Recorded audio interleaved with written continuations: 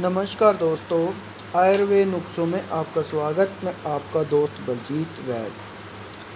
दोस्तों, आज एक और आपके लिए वीडियो लेके आया हूँ सेक्स पावर को बढ़ाने के लिए, और ये भी भस्मों के ऊपर ही है। और कैसे भस्म तैयार की जाएगी ये मैं आपको बताने वाला हूँ, और क्या क्या फ़ायदे होंगे इसके, और किस प्रकार इसको खाने का तरीका है, ये सब मैं आपको बताने वाला हूँ वीडियो में। जैसे कि आप जानते हैं कि मेरी जितनी भी वीडियो हैं सभी की सभी सेक्स पावर को बढ़ाने के लिए, सेक्सुअल के ऊपर, नामर्दी के ऊपर, गुप्त रोग के ऊपर बनाई हुई हैं।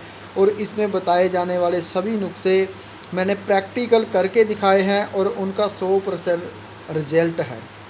आप इनमें से कोई भी नुस्खा बनाएंगे वो सभी नुस्खे कामयाब है। और यदि आप बना रहे हैं या बनाना चाहते हैं तो उसके लिए मैं आपकी हेल्प करने के लिए हमेशा तैयार हूँ। आप मुझे व्हाट्सएप पे वॉइस मैसेज करके मुझसे पूछ भी सकते हैं आप, या अपने बारे में भी पूछ सकते हैं, कोई सलाह करनी हो तो आज का नुस्खा बिल्कुल आपके लिए एक चांदी भस्म का मैं नुस्खा लेके आया हूँ। आज मैं आपको अक्सीरी चांदी भस्म बनवाऊँगा, जिसकी केवल कुछ चावलों की खुराक से आदमी के अंदर विवेक, बुद्धि, शारीरिक ताकत और वीर्य की शक्ति, शुक्राणुओं में वृद्धि और लिंग की जो ढीलापन है वो ख़त्म होने वाला है। वो सब मैं आपको बताने वाला हूँ, और साथ ही आपको और भी कोई फ़ायदे की बात बताऊँगा जो आपके लिए फ़ायदे की होगी। क्या फ़ायदे की बात वो मैं लास्ट में बताऊँगा आपको। दोस्तों, चांदी भस्म का नुस्खा ऐसे तो मैंने पहले काफ़ी डाल रखे हैं, लेकिन अब जो नुस्खा मैं आपको देने वाला हूँ ये बहुत ही कीमती है। और इसे आगे जो मैं हीरा भस्म बनाऊँगा उसमें भी इसका उपयोग होगा, और आगे जो भस्मों के बिना भी इसका जो उपयोग करेंगे, अकेली खाएंगे, तब भी आपकी टाइमिंग स्टैंडिंग बढ़ेगी। जिन लोगों को धात पड़ती है, चिपचिपा पानी आता है, शीघ्र पतन हो जाता है, उनके लिए ये सबसे बड़ा रामबाण योग होगा। शांत तो दोस्तों, नुस्खे की तरफ चलते हैं। इसके फ़ायदे फिर मैं आपको बीच में बता दूंगा। योग देखते हैं सबसे पहले क्या है इसमें। योग में हमने चांदी भस्म बनानी है तो हमने चांदी लेनी है। तो मैं आपको 10 ग्राम के अनुपात में बताऊंगा, बाकी आप जितनी बनाना चाहते उस हिसाब से बनाना। आपने प्योर शर्रे वाली चांदी लेनी है। जो ये चांदी है ये शर्रे वाली लेनी है। शर्रे वाली से ये बोलते हैं क्योंकि ये प्योर चांदी होती है। यदि आपने कोई इससे चांदी का बना हुआ कोई आभूषण लेके, कोई अंगूठी लेके बनाते हैं तो वो मिलावटी होती हैं।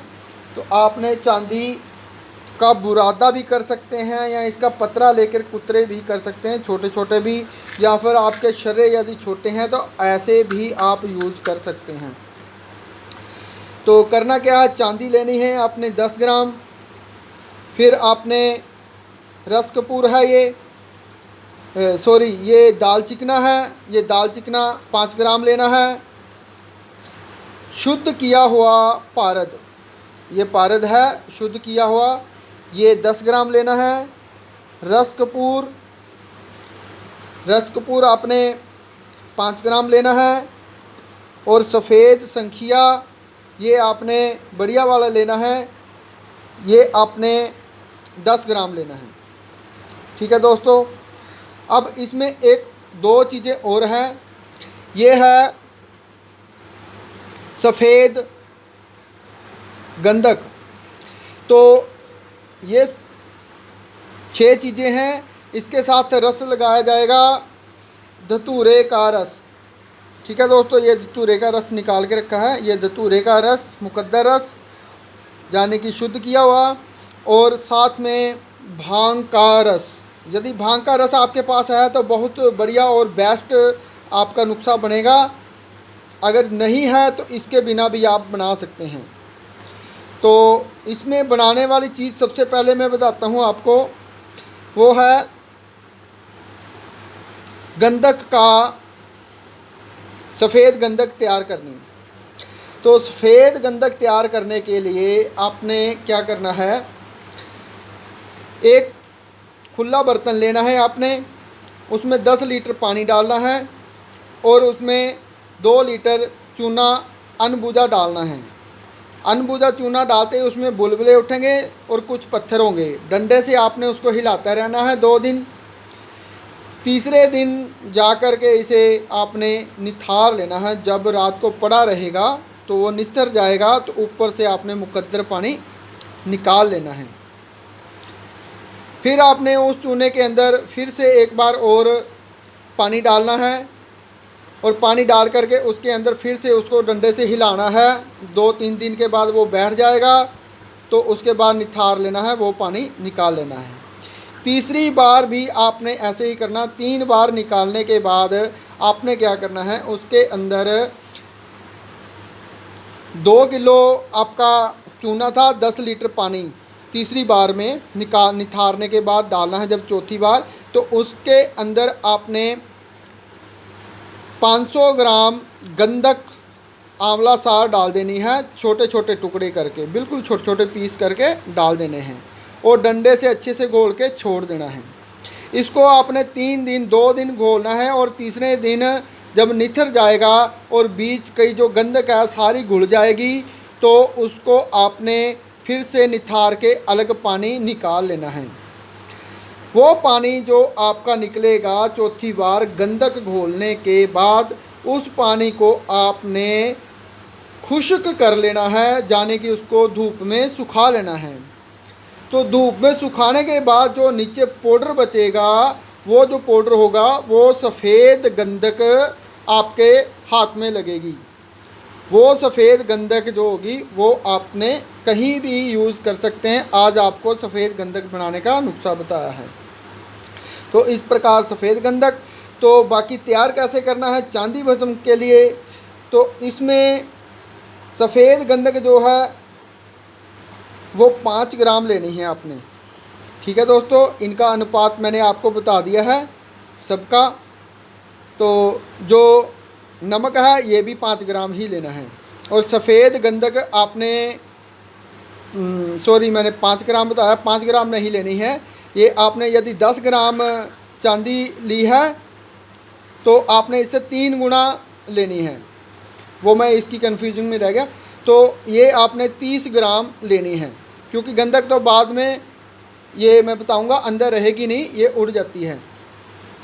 तो आपने क्या करना है, चांदी को खरल में डालना है, इसको बाद में डालना। पहले रस कपूर अपना दालचिकना, रस कपूर और संखिया, तीनों को खरल में डाल करके खरल करना है, अच्छे से मिक्स करना है, पाउडर बनाना है।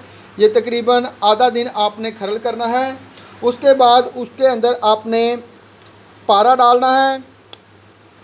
पारा डाल के भी आपने खरल करना है, हल्की कजली बन जाएगी। उस कजली के अंदर आपने फिर 5 ग्राम भांग का नमक डाल के खरल करना है। और फिर उसके अंदर आपने डालनी है चांदी की, जो आपके पास चांदी है, छोटे शर्रे हैं तो वो डाल सकते हैं, नहीं तो बुरादा बना लें तो वो सबसे ज़्यादा बेटर रहता है। तो बुरादा डाल लें क्योंकि आग कम देनी पड़ेगी। तो बुरादा डाल करके तो उसको खरल करना है। खरल करने के बाद आपने उसमें 100 ग्राम धतूरे का रस लगाना है। और 100 ग्राम धतूरे का रस लगाने के बाद आपने इसे खरल में ही खुश्क करके टिकिया बनानी है और कुज्जी में बंद करके कप्पड़ मिट्टी करनी है अच्छे से। जो अंदर से जोहर निकलेगा, रस कपूर, दालचिकना, पारा और संखिया, जो इसका जोहर उड़ेगा ऊपर, ये मैं पहले बताता हूँ, ये रुई चीज़ें हैं। और गंधक भी, ये जो उड़ेगी तो उड़ कर के ऊपर ढक्कन को चिपक जाएगी। आग देनी है आपने 5 किलो की। 5 किलो की आग दे के कुज्जी ठंडी होगी, जब आप निकालेंगे तो ये जो रुई चीज़ें होंगी ये सारी ढक्कन के ऊपर होंगी और चांदी नीचे आपकी बैठी होगी। आपने फिर से उस सब को इकट्ठा करना है और खरल में ले आकर के खरल करना है।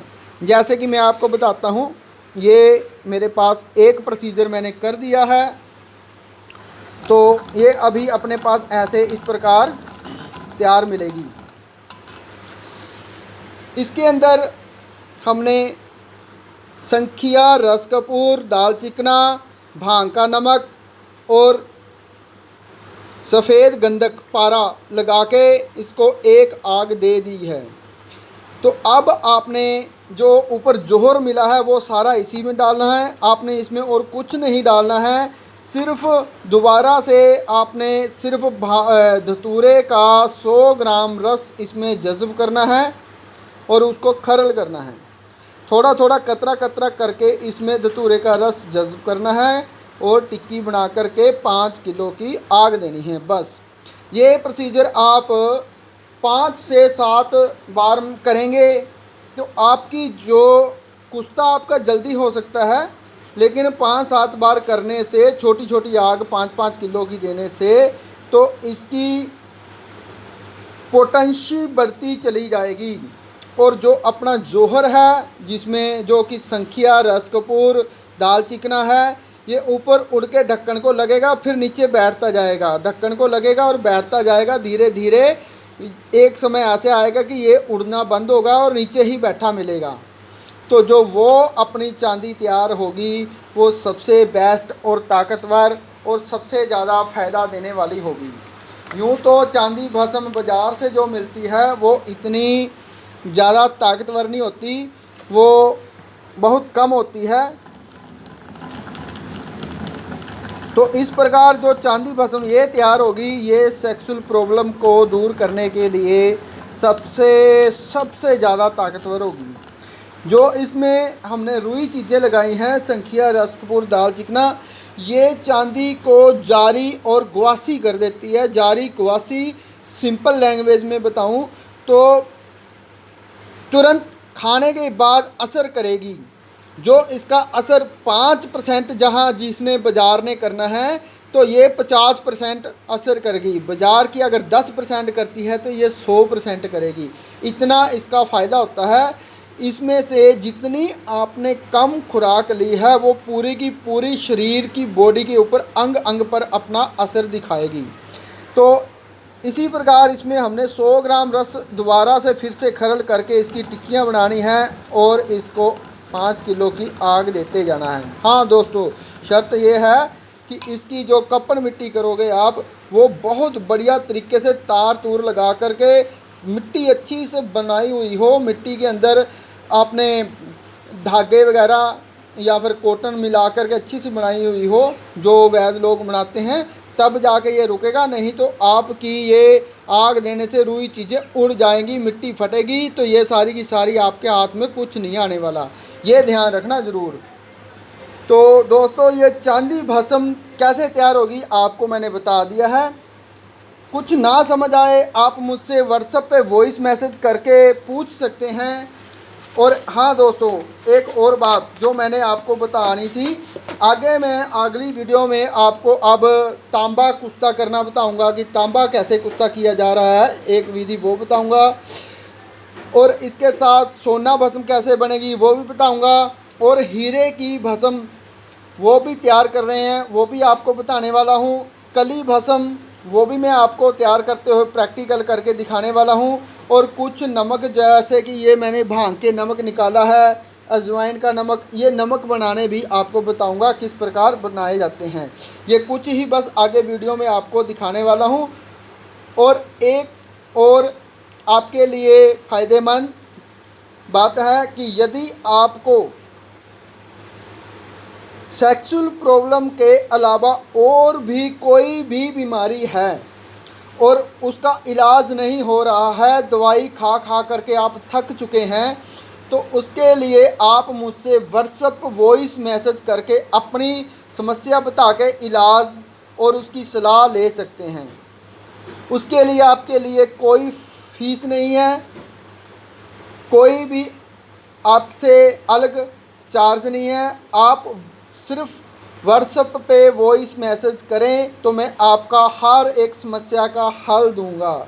यदि आपको कोई समस्या है, यानी कि कोई रोग कष्ट है, और वो मैं पहले ही आपको बता दूं भी इस प्रकार होने वाला है और ये आपके लक्षण है, तो आप भी सारी उम्र उसमें क्या खाना है, क्या पीना है, किन चीज़ों का परहेज रखना है, अगर वो रखते रहेंगे तो दोबारा आपको वो रोग नहीं घेरेगा। आपको किसी भी प्रकार की समस्या है, वात पित्त कफ किसी भी, तो वो मैं आपको क्या क्या खाना है, किस प्रकार रहना है, क्या परहेज है और आपको क्या बीमारी है, वो सब मैं आपको फ़ोन पर ही व्हाट्सएप पे बता सकता हूँ। उसके लिए शर्त है, मुझे आपके एक तो जीभ की फ़ोटो व्हाट्सएप करनी है आपने, दूसरी आपने पेशाब की फ़ोटो व्हाट्सएप करनी है। जो पेशाब आप करोगे इस प्रकार की आपने एक बोतल लेनी है। उस बोतल के अंदर सबसे पहले सुबह उठते ही आपने जो पहला पेशाब होता है वो सारे का सारा टोटल बोतल में करना है। मुझे फिर उसकी मात्रा देखनी है, कम है, ज़्यादा है या बिल्कुल थोड़ा है, कितनी मात्रा है। उसका रंग देखना है भी, रंग कैसा है। तो जब आप इसकी फ़ोटो लेंगे तो पीछे की जो बैकग्राउंड है, मेरा ये ग्रीन है, आपका बैकग्राउंड वाइट होना चाहिए। पीछे कपड़ा, पेपर, कागज़ या वाइट दीवार कुछ भी हो, उससे 1 फुट दूर करके, तो 1 फुट ही आपकी बोतल से दूरी होनी चाहिए। और जो लट्टू की फ्लैश पड़ती है वो लट्टू की फ्लैश नहीं उस पर पड़नी चाहिए।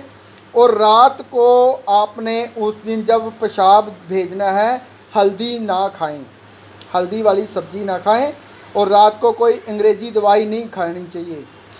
2 चीज़ों का परहेज है। वो पेशाब मुझे भेजें तो भेजने पर मैं आपको बताऊंगा कि आपको क्या रोग है, किस प्रकार का है और क्या खाना चाहिए, क्या परहेज करने चाहिए और कहाँ तक ये बढ़ के जाएगा, ठीक होगा या नहीं भी होगा। ठीक है दोस्तों, ये आपके लिए फ्री है। ये इसलिए है क्योंकि आपने लास्ट तक मेरी वीडियो देखी और सुनी है। तो धन्यवाद दोस्तों। किसी भी इलाज के लिए आप मुझसे व्हाट्सएप पे वॉइस मैसेज करके सलाह ले सकते हैं। धन्यवाद दोस्तों।